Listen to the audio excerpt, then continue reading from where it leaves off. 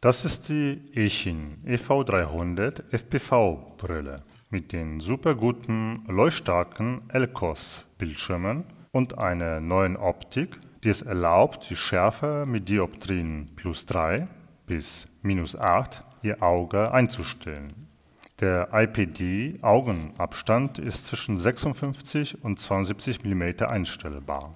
Außerdem gibt es Linseneinsätze, falls jemand spezielle Korrekturoptik für die Augen benötigt. Der SD-Karteneinschub befindet sich nun in der Mitte.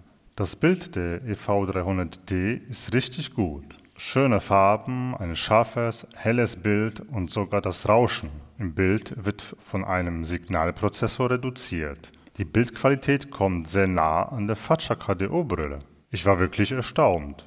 Unten sind die Anschlüsse für Strom, USB für Firmware-Update, Kopfhörereingang, HDMI-Anschluss und Audio-Video-Eingang. 2 Diversity-Module sind bereits eingebaut auf der linken und rechten Seite. Zwar sind die 2 Module eine interessante Konfiguration, aber besser wäre ein hochwertigeres Modul gewesen. Je Modul werden 2 Antennen mit SMA-Anschluss benötigt. Eine Akkubox ist dabei, wo 2 18650 Akkus benötigt werden, wie hier meine Akkus mit 3400 mAh. Eine Akkuanzeige ist vorhanden. Die Akkus können sogar über USB geladen werden. Der Akku wird hinten eingesteckt und das Kabel reicht bis zu der Strombuchse aus. Die Brille hat einen Einschaltknopf. Oben befindet sich ein Kreuzschalter für die Einstellungen und 2 Knöpfe für die Auswahl von Kanal und Band. Auf der rechten Seite befindet sich ein Aufnahmeknopf. Der Lüfter ist deutlich zu hören. Der Empfang mit den 2 Modulen ist durchschnittlich. Für besseren Empfang kann man ein Rapid-Fire oder wie hier ein TBS Fusion Modul links im Schacht einsetzen. Man kann dann nur ein Modul verwenden. Mitgeliefert ist eine Abdeckung, die für so ein Modul verwendet werden kann. Hier bei dem TBS Fusion Modul ist der Schalter aber zu nah am Deckel. Zurzeit hat die EV300D einen Nachteil. Die Latenzzeit ist richtig schlecht. Die Werte liegen bei über 120 Millisekunden, was ja 3-mal so hoch ist wie bei einer Fatscha-Brille.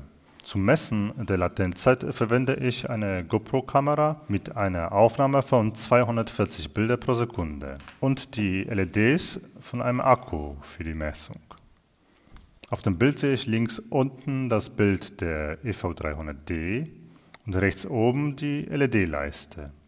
Schalte ich die LEDs an, so vergehen 27 Bilder, bis in der EV300D die LEDs zu sehen sind, was ca. 113 Millisekunden ergibt mit der verwendeten KDX-Ratel-Kamera. Hier sieht man auch, wie LCOS-Bildschirm arbeitet. Er leuchtet die Primärfarben hintereinander mit Rot, Grün und Blau.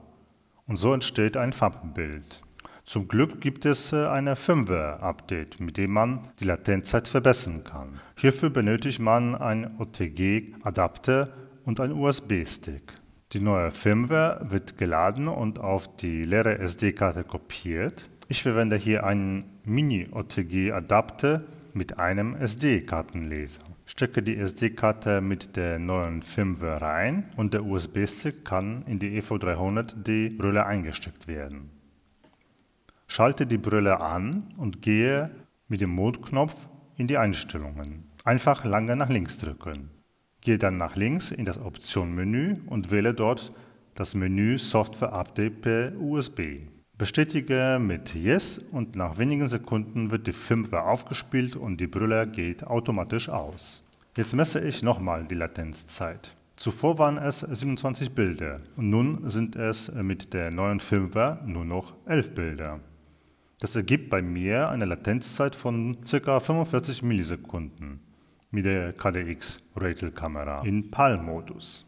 Somit hat die EV300D mit der neuen Firmware eine niedrige Latenzzeit wie die Fatscha-Brille von ca. 30 Millisekunden und eignet sich so perfekt zum Fliegen. Aber bei NTSC-Kameras sieht es noch schlecht aus. Hier ist immer noch eine Latenzzeit von ca. 80 Millisekunden da, die bestimmt bald durch neue Firmware für die EV300 behoben wird. Wer eine PAL-Kamera in dem Quad verwendet, dem kann ich die EV300 empfehlen. Für ca. 250 € mit Gutschein bekommt man eine sehr gute FPV-Brille, die gut am Kopf sitzt und ein tolles Bild liefert.